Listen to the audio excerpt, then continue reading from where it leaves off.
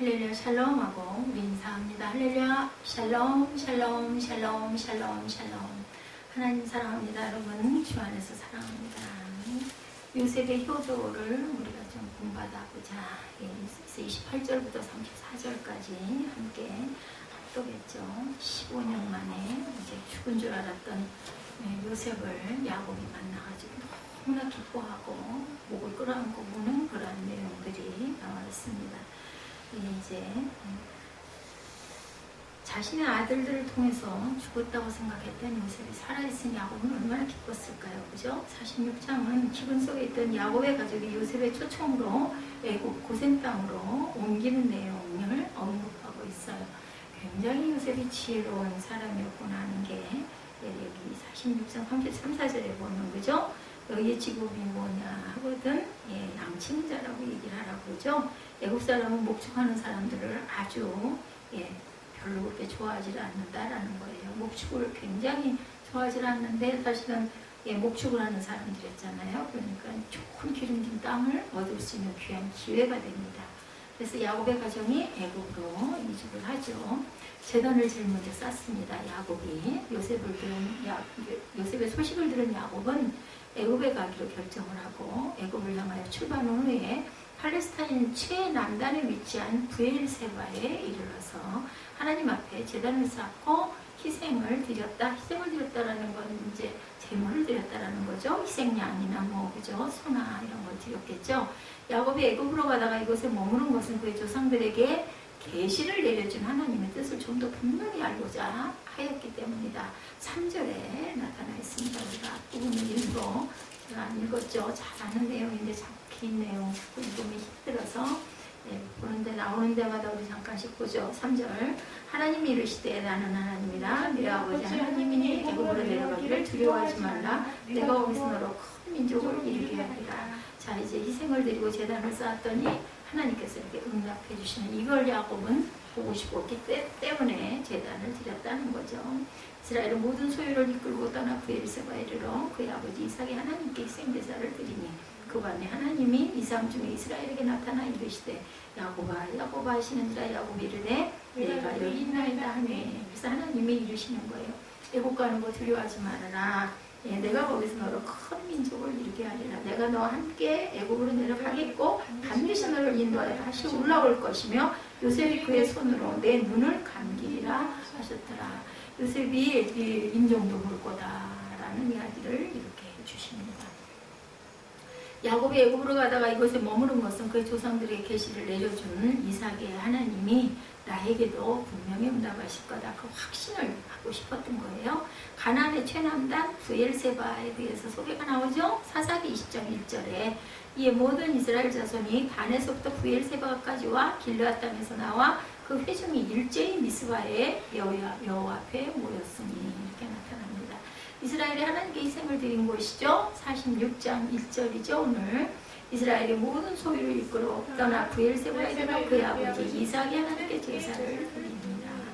하나님의 계시가 1절에 나타났었죠. 브엘세바에서 제단을 쌓고 희생을 드린 야곱에게 하나님은 밤에 이삭을 통해서 나타나십니다. 하나님은 야곱에게 계시를 주시기 전에 먼저 자신의 그 부친 야곱의 부친인 이삭의 하나님이심을 밝히죠. 나의 아버지의 하나님 그리고 나의 하나님 되죠. 또한 나의 할아버지 하나님도 됩니다.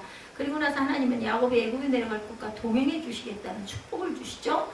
4절에 이로써 야곱이 애굽으로 가는 길은 분명한 하나님의 뜻으로 확인을 합니다. 하나님을 체험한 자 창세기 15장 1절입니다. 이후에 야훼의 말씀이 환상 중에 아브라함에게 임하여 이르시되 아브라함아 두려워하지 말라. 나는 내 방패여 너 지극히 큰 상급이니라. 이렇게 답을 주시죠. 다니엘에게도 나타나셨죠. 2장 19절에 이에 이 은밀한 것이 밤의 환상으로 다니엘에게 나타났고 이내 다니엘이 하늘에 계신 하나님을 찬송하니라. 찬송하지 않을 수가 없어요. 저도 참 성령 만나고 성령님 만나고 할 때 막 방에서 뛰쳐나오고 울고 막 그랬었죠. 아주 그냥 있을 수가 없어요. 그냥 마음이 불붙는 듯하고 그걸 뭐라고 표현할 수가 없이 눈에서 눈물은 쏟아지고 막 가슴은 뜨겁고 막 너무 깊은 거죠. 세상이 줄 수 없는 환희, 그런 환희를 기도하면 하나님께서는 이렇게 주십니다. 끊임없이 계속 기도하면은 보여주시고 들려주시고 말씀하시고 성경으로 말씀으로 말씀하시기도 하고 또 뜻으로 또한 우리의 감동으로 이렇게 마음에 결단을 주시는 하나님. 항상 그것은 좋은 것이었어요. 저도 받을 때마다 하나님께서 정말 희망적인 것, 좋은 것, 그리고 기쁜 것들을 그렇게 해주십니다. 애국으로 이주하죠. 5, 6절에 보면 부엘세 가서 하나님의 계시를 받은 야곱은 이내 전 가족을 데리고 그러고 애국으로 큰 아주 행진이었을 것 같아요. 행렬이었을 것 같죠. 야곱은 두려운 마음으로 부엘세바에 도착했지만 떠날 때는 하나님의 약속과 위로를 받았기 때문에 담대한 마음으로 목적지 애굽을 향할 수 있어. 뭐 천군 만마를 얻은 것보다 훨씬 더 하나님께서 내가 너와 동행할 것이고 네 눈을 네 아들이 감겨줄 것이다. 나는 잘 살 수 있을 것이다 라는 얘기예요. 인간의 뜻대로 바꿀 수가 없어요. 하나님의 뜻은 계시록 22장 18절입니다. 내 씨로 말미암아 천하 만민이 복을 받으니 이는 내가 나의 말을 준행하였습니다 하셨다니라. 맞습니다. 하나님께서는 내가 어떻게 살 것을 앞날에 대한 걸 다 아시기 때문에 하나님께서 인도하시면 확실하게 그것이 안전한지 저는 교회에 이렇게 머물면서 항상 내 집이 삼성 아파트라는 생각이 절대로 안 들어요. 그리고 뭐에 쫓기는 사람처럼 그렇게 급하게 항상 교회로 올라와요. 그리고 여기 와서 앉으면 그냥 후유 한숨이 나오고 그렇게 그냥 여기가 정말 구원의 방주다 하는 생각이 듭니다. 야곱이 요셉을 만나죠. 창세기 33장 4절에 에서가 달려와 그를 맞아야 안고 목을 엇맞추고 그와 입 맞추고 서로 울었다. 야곱과 그 에서의 만남 그리고 또한 야곱과 그 요셉의 만남이 오늘 나타납니다. 애굽에 간 야곱의 가족들 레아에게서 나온 자손들에 대해서도 소개가 되어 있습니다. 동생 라헬보다 총애를 덜 받은 레아에게서 태어난 자식들은 루벤, 시므온, 레위, 유다, 이사갈, 스불론 그리고 딸 디나가 있었습니다. 큰아들인 루벤은 자녀를 넷을 낳습니다. 시므온은 6, 레위는 3, 유다는 7을 낳았어요. 유다가 굉장히 축복을 받았죠. 하나님을 찬양하라라는 뜻을 갖고 있죠. 가룟 유다 때문에 유다라는 이름을 그 다음부터는 기피하고 안 지었다고 합니다. 그 전까지는 유다라는 이름을 굉장히 많이 사용했다고 그러죠. 이사갈은 4, 스불론은 3을 이 아이들 숫자만 세봐도 이거 뭐 교회 하나를 세우고도 남겠죠. 그중 유다의 2 아들이 가나안에서 죽었고 레아의 딸 디나를 포함해서 모두 33명이 애굽으로 이주를 합니다. 그게 가족이 이렇게 많아졌어요.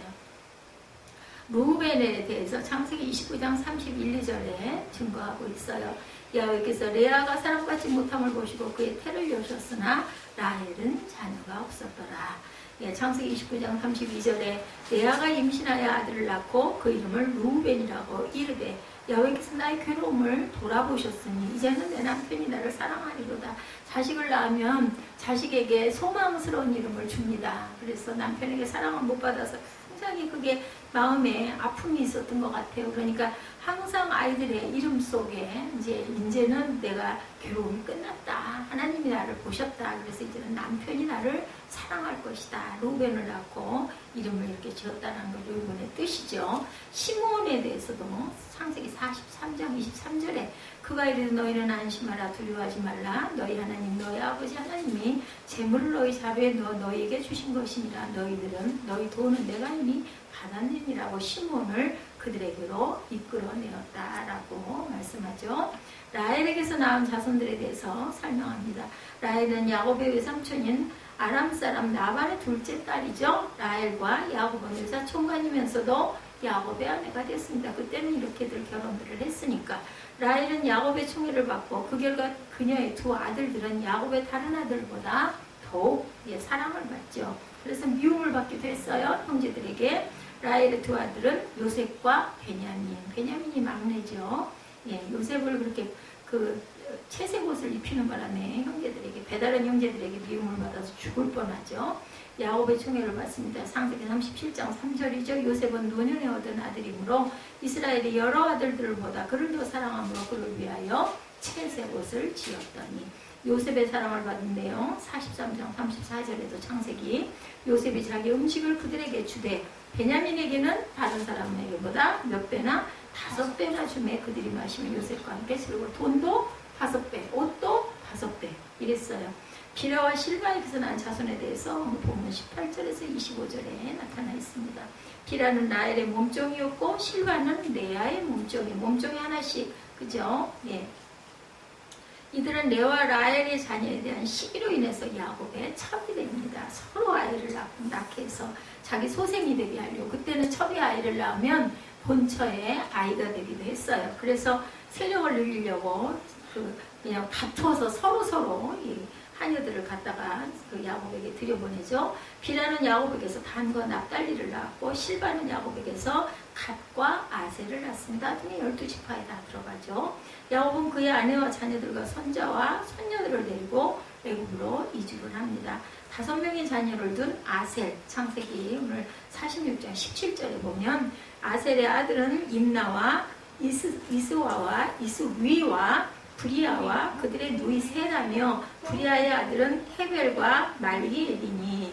납달리에 대해서 창세기 49장 21절에 납달리는 노인 암사슴이라 이런 뜻을 갖고 있어요. 아름다운 소리를 바라도다 이런 이름의 뜻을 지니고 있습니다. 참 이름은 중요하고 소중합니다. 그래서 우리가 이름을 얼마나 좋아요? 죽으면 죽으리다 라는 이름을 에스더야 부를 때마다 계속 그 고백을 하는 거잖아요. 그래서 정말 중요합니다. 야곱과 요셉이 상봉하는 부분이 29절에서 30절에 나타나죠. 극적인 상봉. 요셉은 야곱과 그의 가족들이 고센에 도착했을 때 수레를 갖추고 고센으로 올라가 아버지를 맞으며 목을 끌어안고 얼마 동안 울었다. 29절에서 30절에 나타나 있죠. 야곱과 요셉의 만남은 22년 만에 이루어집니다. 그러니까 형제들을 만난 게 15년 만에 만나고 그 이후에 가뭄이 오고 또 쌀을 가지러 가고 하는 기간이 7년을 더 끌어가지고 22년 만에 아버지 야곱을 만나게 된 거예요. 서로 간에 죽은 줄 알았는데 살아서 만났으니 무슨 남북 이상가족, 그죠? 못지않은 아주 기막힌 장면이었을 것 같습니다. 야곱과 요셉에 대해서 창세기 오늘 보면 29절에 요셉이 그의 수레를 갖추고 고센으로 올라가 그의 아버지 이스라엘을 맞으며 그에게 보이고 그의 목을 어긋 맞춰 안고 얼마 동안 울매. 우리들도 끌어안으면 목에 어긋 맞춰지죠. 그리고 같이 울었다는 거죠. 잃었던 양을 찾은 목자의 기쁨에 대해서도 누가복음 15장 6절에 증거되어 있습니다. 야곱의 고백이 30절에 나타나죠. 야곱이 요셉을 만난 것은 죽었던 아들이 살아난 것이고 잃었던 아들을 다시 찾은 기쁨. 지금까지 야곱의 파란만장한 삶에 이제는 정말 축복만 남았어요. 행복이 찾아왔습니다. 이제 죽을 때가 돼서 언제든지 편안하게 죽어도 한이 없다 이런 말들 많이 하죠. 죽을 수 있다는 마음의 여유도 갖게 되었습니다. 창세기 46장 30절이죠. 요셉이 그의 수레를 갖추고 고센으로 올라가 그의 아버지 이스라엘을 맞으며 그에게 보이고 그의 목을 어긋맞춰 안고 얼마 동안 울매. 이스라엘이 요셉에게 이르되 내가 지금까지 살아있고 내가 내 얼굴을 보았으니 지금 죽어도 족하도다. 부모와 입맞추는 엘리사에 대해서도 열왕기상 19장 20절에 그가 소를 버리고 엘리야에게로 달려가 이르되 청하건대 나를 내 부모와 입맞추게 하소서. 그리한 후에 내가 당신을 따르리이다. 엘리야가 그에게 이르되 돌아가라. 내가 네게 어떻게 행하였느냐 하니라. 엘리사가 마지막 가기 전에 부모와 한번 인사하고 가겠습니다 하는 구절이 열왕기상 19장 20절에 나타나 있습니다. 고센 땅에 이제 드디어 거주를 하죠. 34절에 요셉을 만난 야곱은 요셉이 지정해준 고센 땅으로 갑니다. 야곱이 고센에 이르자 요셉은 그를 기다리지 않고 몸소 그곳으로 수레를 타고 가죠. 고센 땅은 비옥한 지역일 뿐만 아니라 정말 목축에 적당한 장소였다. 출애굽 전에 이스라엘이 거주하던 곳이기도 합니다. 창세기 45장 10절에 아버지의 아들들과 아버지의 손자들과 아버지의 양과 소와 모든 소유가 고센 땅에 머물며 나와 가깝게 하소서 이렇게 나타나 있어요. 예, 그리고 소환들로 불린 곳이기도 합니다. 시편 78편 12절에 옛적에 하나님의 애굽 땅 소환들에서 기이한 일을 그들의 조상들의 목전에서 행했다. 이런 그 지명이 그냥 우연히 만난 지명이 아니라 아주 예비된 지명이었다라는 거죠. 고센 땅이라는 것은. 그래서 오늘 46장 결론은 마침내 야곱은 요셉과 극적으로 제어하고는 서로 간의 기쁨으로 화답합니다. 우리는 46장을 통해서 하나님을 의존한 자에 대한 축복과 하나님의 오묘하신 섭리를 깨달아야 되겠죠. 28절에서 34절 내용인데 야곱이 유다를 요셉에게 미리 보내어 자기를 고센으로 인도하게 하고 고센 땅에 이르니 요셉이 수레를 갖추고 고센으로 올라가 아버지 이스라엘을 맞으며 그에게 보이고 그 목을 어긋 안고 얼마 동안 울매 이스라엘이 요셉에게 이르되 내가 지금까지 살아있고 내가 내 얼굴을 보았으니 지금 죽어도 가하도다.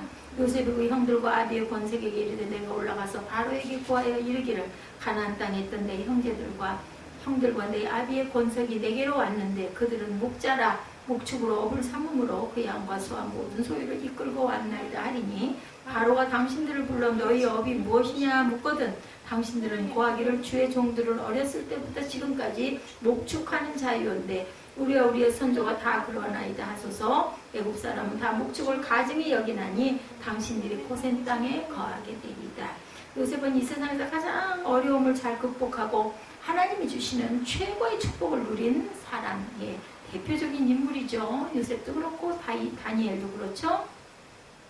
그동안에 그러나 한 번도 범죄하지 아니하여 예수 그리스도의 예표라고 칭찬을 받는 사람이기도 합니다. 노예로 시작한 애굽의 삶을 그는 극복하고 나중에는 감옥까지 가죠. 그의 믿음과 성실과 진실의 삶을 끝까지 지켰기 때문에 하나님은 어느 날 바로에게 미래에 올 흉년의 꿈을 꾸게 하시고 요셉으로 그 꿈을 해석하게 하셔서 하나님께서 만드시는 거죠. 그로 총리 대신이 되는 축복을 누리게 하신 사건. 이러한 요셉의 삶은 우리에게 정말 귀한 증거가 되고 우리가 그의 삶과 신앙 중에 배워야 할 것이 굉장히 많습니다. 그런데 요셉이 신앙적으로만 성공한 인물이 아니라 뭐였다? 효자였다는 거죠. 육신의 아버지에게 훌륭한 효도를 하여서 효에 관한 부분에서도 타의 추종을 불허하는 훌륭한 인물이었다는 게 중요하다. 그래서 어버이 주일에 이 부분의 설교들을 많이 하신다고 그래요. 우리의 육신의 부모에게 효도하고 기쁨을 드리는 주일을 그렇게 해서 지키는 그러한 일들이 많다. 저는 이런 설교하기가 정말로 힘이 듭니다. 제 개인적인 그러한 그 관계 때문에 당연히 해야 될 그 설교인데 꼭 뭐 나한테 효도해라 이런 것 같아가지고 오늘 부모님께 효도한 요셉의 삶 속에서 우리가 마땅히 해야 할 효에 대해서 한번 돌아보죠. 말씀을 들으시고 요셉의 훌륭한 효도를 우리가 본받을 부분은 본받아야 되고 묵상할 부분은 묵상해야 되고 감사해야 되겠죠. 요셉은 아버지 야곱에게 어떤 효도를 했나 우리가 뭐 몇 장을 통해서 계속 보아서 잘 알지만 아버지를 가까이 모시는 효도를 했어요.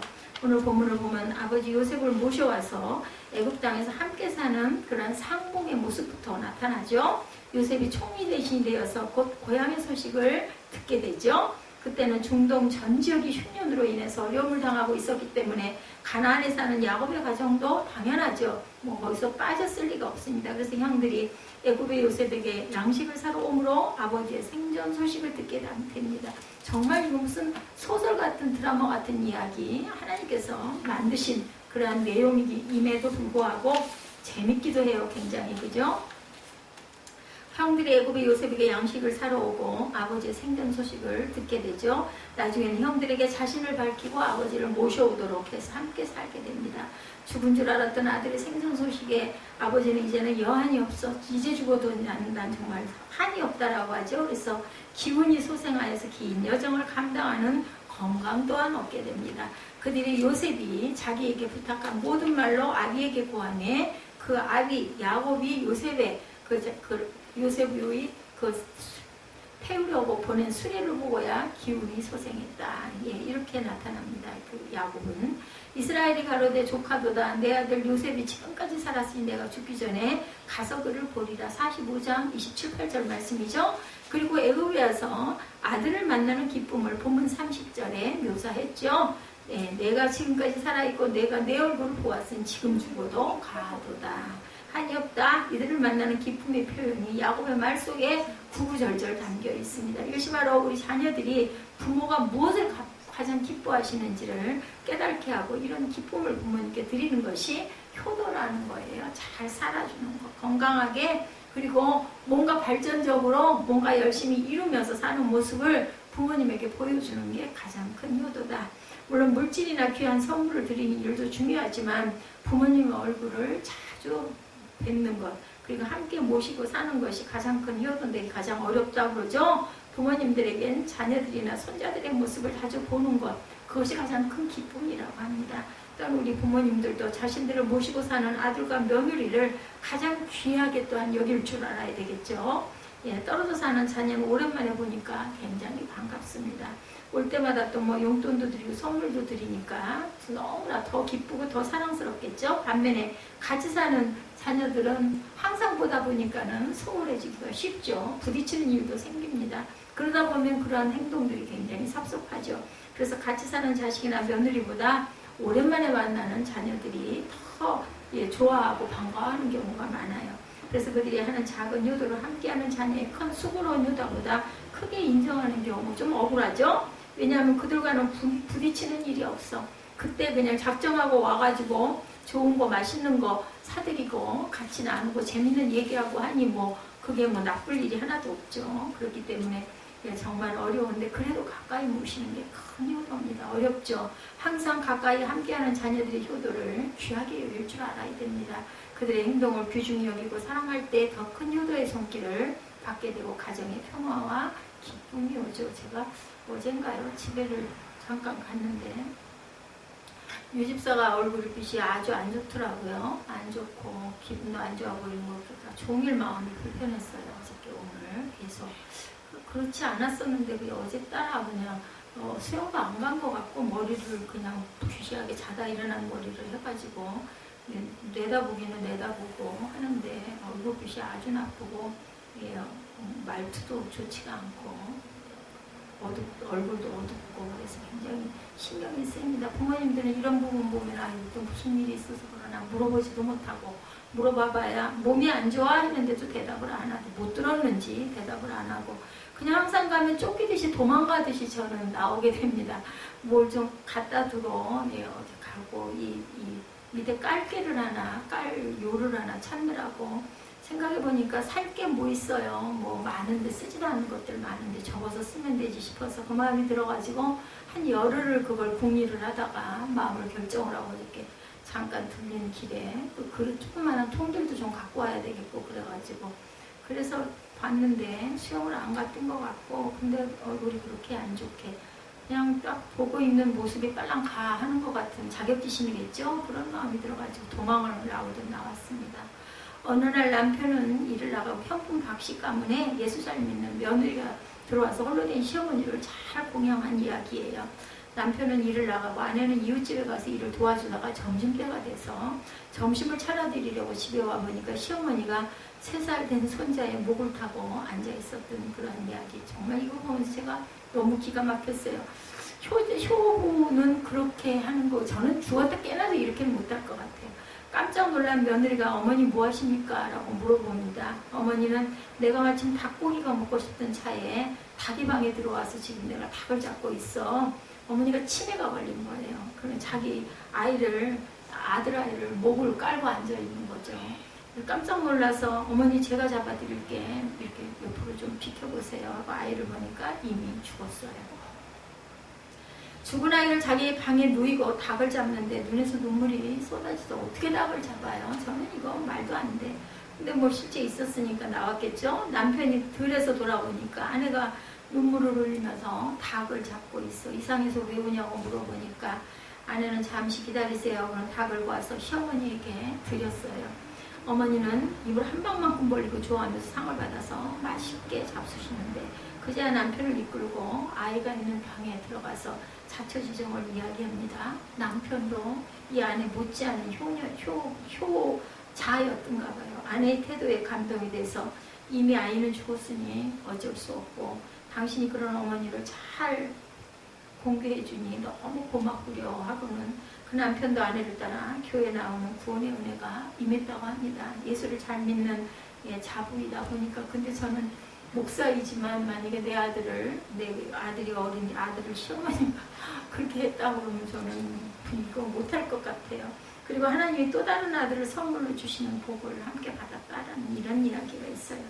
우리 부모님들을 자주 찾아뵙고 가까이 하는 거 필요하죠. 가능하면 또한 가까이 모시고 사는 것도 최상의 효도이고 그렇지 못하다 하면 바쁘더라도 자주 찾아뵙는 거 뭐 찾아뵙는 건 그만두고 전화라도 가끔 안 받으시더라도 전화라도 가끔 하면은 못 받았으면 뜨잖아요. 누가 전화했다는 거. 아이고 그럼 전화했네 이런 마음이 연결을 못 하더라도 따뜻할 텐데 그런 부분도 참 쉽지가 않죠. 바쁘니까 요셉은 멀리 계신 아버지를 모셔서 함께 살면서 어쩔 수 없이 떨어져서 불효했던 일을 회복합니다.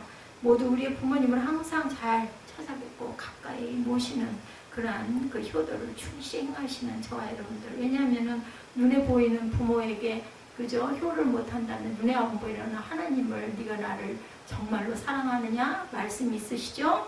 두 번째, 자신이 잘 돼서 아버지를 기쁘게 하는 효도 정말 중요합니다. 이들은 정말 기쁘죠. 자녀가 잘 되면 정말 기쁩니다.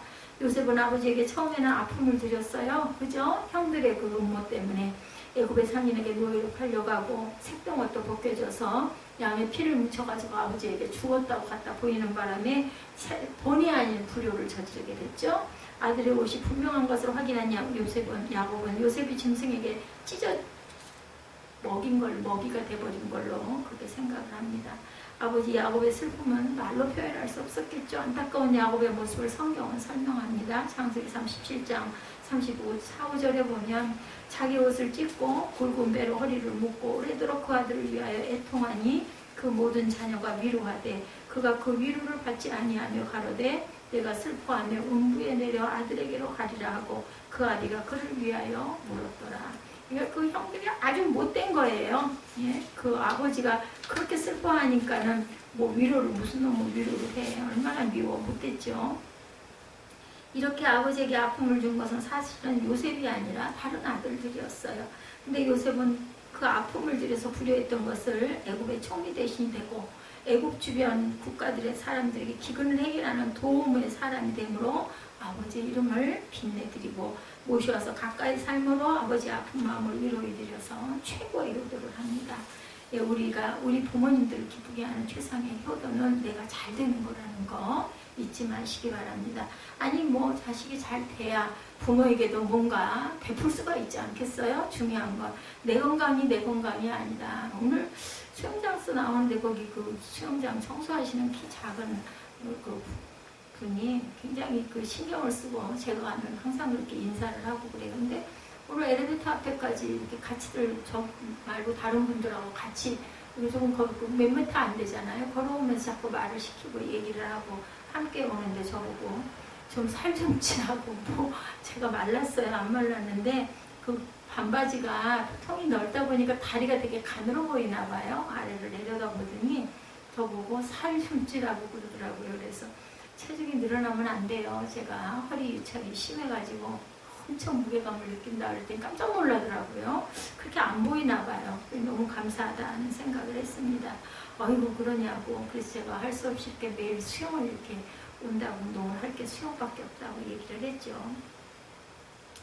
우리가 항상 건강한 모습 보여주는 것은 하나님께 불효한 거예요. 건강을 잘 끝까지 아직 이럴 때가 아닌데 앞으로 많은 일을 하고 살아가야 할 수 있었던 그런 그릇이 제가 이렇게 젊은 날 건강을 잘 유지하지 못하고 지키지 못해서 이렇게 힘들어 하잖아요. 누구 하나만 왔다 가도 이렇게 힘이 들고 어쩔 수가 없죠. 다윗에게 압살롬이라는 아들 여러분 아실 거예요. 너무 잘생겨서 정수리부터 발끝까지 흠이 없는 자다. 성경에 그렇게 아주 칭찬을 하는 내용이 뭐 그 땅에는 그렇게 잘생긴 아들이 남자가 없었다면서요. 그런데 이 아들이 나쁜 사람들과 어울리고 나쁜 이야기만 듣습니다. 급기야는 그들의 이야기에 현혹돼서 자신의 처지를 망각하고 스스로 왕이 되어서 아버지에게 반역을 저지르는 사건이 있었죠. 예루살렘을 정복하고 아버지의 후궁들을 범하고 가문을 수치스럽게 하고 마지막으로 아버지를 죽이고자 군대를 몰고 아버지를 추격해서 전쟁이 일어납니다. 그러나 불의한 이 아들은 하나님이 그냥 두실 리가 당연히 없겠죠. 결국 전쟁에서 지게 되고 10명의 소년병들에게 무참히 창에 찔려 그 아름다운 머리가 나뭇가지에 걸리는 바람에 대롱대롱 매달리는 그래가지고 죽임을 당하죠. 그런데 아버지 다윗은 전쟁의 승패에는 관심이 없고 아들의 생사에만 관심을 가지고 죽이지 말라고 부하들에게 신신당부를 하죠. 그러나 전쟁이 끝나고 아들이 죽었다는 보고를 받자 다윗은 대성통곡을 하면서 내 아들 압살롬아 차라리 내가 대신 죽었을 것을 하고 슬퍼하는 장면이 나타나 있습니다. 아들 압살롬은 아버지 다윗에게 가장 큰 불효를 저지른 거예요. 그런 일을 저지르고 죽음으로 인해서 아버지를 대적한 것도 불효지만 아버지보다 먼저 세상을 떠난 거 큰 불효죠. 아버지의 마음에 한을 남깁니다. 옛말에 부모는 죽어서 산에 묻고 자식은 죽어서 부모의 마음에 묻는다는 그런 이야기가 있어요. 잊을 수가 없죠. 열왕기하 2장에 보면 다윗이 임종을 앞두고 아들 솔로몬에게 유언하는 모습이 기록되어 있습니다. 다윗은 아들 솔로몬에게 두 가지 당부를 해요. 하나는 힘써 대장고가 되거라 라는 그런 당부였고, 또 하나는 하나님을 잘 섬겨서 잘된 축복을 받아라 라는 그러한 유언을 남깁니다. 죽는 아버지 입장에서 나라를 물려주는 아들에게 부탁할 말이 굉장히 많을 텐데, 다윗은 오직 아들이 잘 되는 길만 유언으로 솔로몬에게 하는 것을 볼 때 자녀가 잘 된다는 것이 얼마나 부모에게 효도인지를 나타냅니다. 우리 모두 하나님을 잘 믿고 교회를 위해서 충성하고 예수 그리스도를 통해서 은혜와 축복의 충만함을 받으시기 바랍니다. 우리의 부모시죠. 영적인 부모 하나님 아버지시죠. 효도해야 되겠죠. 육신의 부모에게도 물론 효도해야 되겠지만 하나님 아버지께 효도하고, 하나님 아버지의 계명에 있죠. 부모를 잘 공경하라고. 건강의 축복을 저와 여러분들은 받으셔야 됩니다. 가정의 복을 또한 받으셔야 됩니다. 자녀의 복을 또한 받으셔야 됩니다. 그래서 저와 여러분들이 잘 되셔서 우리 부모님들이 여러분을 보고 기뻐하고 즐거워하고 최고의 효도를 돌려드리는 성도들이 되시기를 주님의 이름으로 축복합니다. 세 번째, 형제와 화합하는 것 또한 효도입니다. 아버지와 형제들을 모셔온 요셉은 그들과 화목을 이루며 그저 살죠. 형들이 그렇게 못된 짓을 했지만 미리 감침하게 얘기하죠. 하나님이 이때를 예비해서 나를 먼저 애국에 보내신 것이니까 절대로 그것 때문에 마음 불편해하지 말라고 미리 막 헤아려줍니다. 형들은 이제 죽었구나, 이제는 정말 이제 원수 아픔을 당하겠구나, 이런 생각을 했어요. 근데 그들에게 요셉은 결코 악을 악으로 갚지 않죠. 끝까지 용서하고 사랑하고 오히려 그들의 손길을 은혜로 감사하죠. 아버지 때문에 자신들이 행한 악한 행동을 악으로 갚지 않고 기다리는 줄로 알고 있던 형들은 아버지 야곱이 죽자 요셉의 보복이 굉장히 두려웠을 거예요. 그래서 요셉에게 아버지가 임종 때 유언하기를 내 형들이 내게 악을 행하였을지라도 이제 바라건대 그 허물과 죄를 용서하라고 하셨다고 동생에게 전하며 우리의 죄를 용서해달라. 야곱이 죽으니까 이제 겁이 나서 방패가 없어졌어. 그러니까 막 그걸 걱정을 하고는 이런 내용이 나옵니다. 근데 요셉은 그들의 말을 들을 때 울었더라고 성경에 소개됩니다. 그것은 분하에 온 것이 아니라 자신은 이미 용서했는데 아직도 나를 의식하고 형들이 두려워하는구나, 그 마음이 너무 안타까워서 온 거죠. 그리고 형들에게 조금 더 걱정하지 말라고 오히려 위로합니다. 내가 하나님을 대신하리까 하면서 자신이 총리 대신이 된 것이 형들이 나를 애고 팔았기 때문에 내가 총리도 될 수 있었고, 형들은 나의 원수가 아니라 은인이다. 본인들은 아주 악을 행했지만 하나님은 악을 선으로 갚으셨죠. 그리고 당신들과 당신들의 자녀를 내가 책임지고 기르겠으니까 염려하지 말라. 그리고 형들을 위로합니다. 하나님이 이걸 누가 알았겠어요? 예, 죽은 줄 알았던 그러한 정말 눈에 가시 같은 미워 죽겠었던 그 동생이 이렇게 돼가지고 자신들의 앞길을 이렇게 탄탄대로로 만들어주리라고 상상이나 했는데 사람의 인생이 정말 허무하고 어리석은 거죠. 분명히 형들이 잘못한 거죠. 그 바울 전도사가 저보고 가끔 그래요. 요즘에 나를 물끄러미 쳐다보면서 참 젊으세요. 그런 얘기를 많이 했어요. 제가 오늘도 아니 왜 그래요? 그래서 뭐라 그랬냐면 나이 드신 분들 옆에서만 살아서 그런가 봐요. 그랬더니 그런가? 그러고 얘기를 해요. 그래서 허리를 무너뜨린 게 하나님 내가 너무 교만해서 허리를 무너뜨려 놓은 거 아닌가 싶다고. 예, 시흥가문 조실장이 누가 목사님 허리가 그래서 그렇지 누가 목사님 얼굴 모습 보면은 그 나이로 보겠냐고. 40대 말이나 50대 초반밖에 안 보인다고. 게다가 머리도 염색도 안 한 머리를 누가 믿겠느냐는 얘기를 한다고 그랬더니 맞다고. 하나님이 축복을 주셨는데 제가 그것을 그죠 잘 사용하지 못해가지고 이렇게 된 거죠. 동생을 노예로 팔아버렸는데도 그 형들을 용서하고 화평의 삶을 사는 요셉의 모습을 보면서 얼마나 야곱은 기쁘고 즐거웠을까. 그저 흐뭇했겠죠. 이 형들까지 저렇게 돌보는구나. 예, 그런 생각. 거의 막내죠. 베냐민 바로 위에 아들이니까. 요셉은 아버지에게 형제와의 화평의 삶을 삶으로 최고의 효도. 그리고 또한 요셉이 나이가 또 엄청 많으니 얼마나 귀하겠어요. 그죠?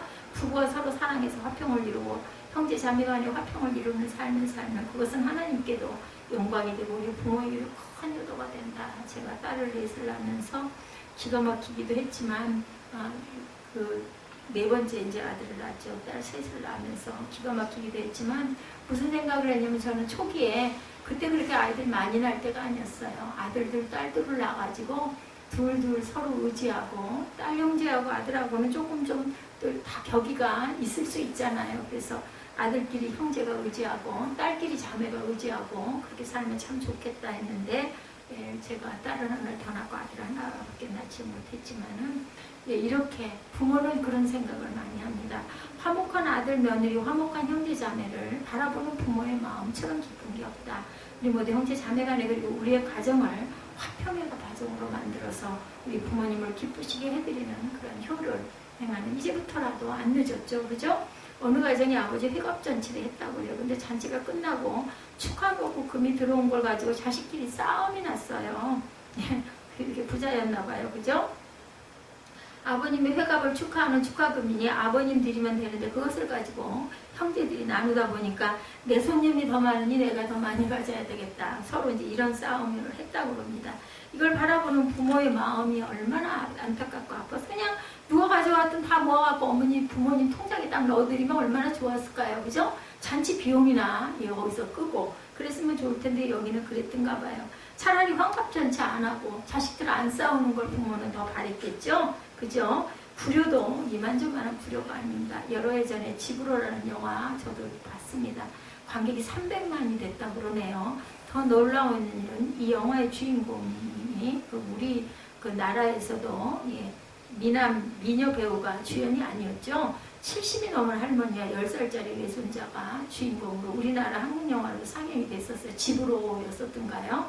300만 명이나 몰리는 영화가 돼서 의미가 있었다고 합니다. 이 영화의 내용이 벽전에 혼자 사는 할머니에게 딸의 가정이 잘못되어서 손자를 잠시 맡기게 되죠. 늙고 말 못하는 시골 할머니와 버릇없는 도시 소년이 정말 말도 안 되는 조화예요. 그죠? 너무도 아름다운 화면으로 소개가 됐었던 내용 저도 눈에 선합니다. 소년은 자기 말귀를 못 알아듣는 외할머니를 막 무시하죠. 멸시하죠. 서울에서 텔레비전 컴퓨터에 빠져 살던 아이가 벽전에 가니까 못 보잖아요. 지금은 물론 다 보겠지만 이때만 해도 휴대용 게임기가 배터리가 나가서 동네 가게를 가지만 구할 수가 당연히 없었겠죠. 머리가 자라서 할머니가 머리를 잘라주는 모습이 있었어요. 그죠? 여기 보자기 쉬우고 조금만 자르라는 아이 말을 잘못 들어가지고는 냄비 쓴 것 같은 머리, 뚜껑 머리를 만들었어요. 그죠? 아이가 통곡을 합니다. 어느 날 켄터키 치킨을 사달라고 떼쓰는 손자에게 할머니는 나무를 팔아서 닭을 사서 과주죠. 뭐 백숙해준 거예요. 아이가 왜 치킨을 물말아 놓았느냐라고 때를 쓰고 안 먹는 모습이 관객의 폭설을 자아내기도 했습니다. 그러면서 아이는 서서히 외할머니의 사랑을 느끼게 되죠. 다시 서울로 돌아갈 때는 아프면 자신이 그린 아픈 그림을 보내라면서 눈물을 흘립니다. 할머니가 그저 편지를 못 쓰니까 내가 그려놓고 갈 테니까 할머니 뭐 아프면 이거 붙여 하고 얘기를 해주고 갔겠죠. 영화의 마지막에 이 영화를 이 땅의 외할머니들에게 드립니다 라는 자막이 떴었어요.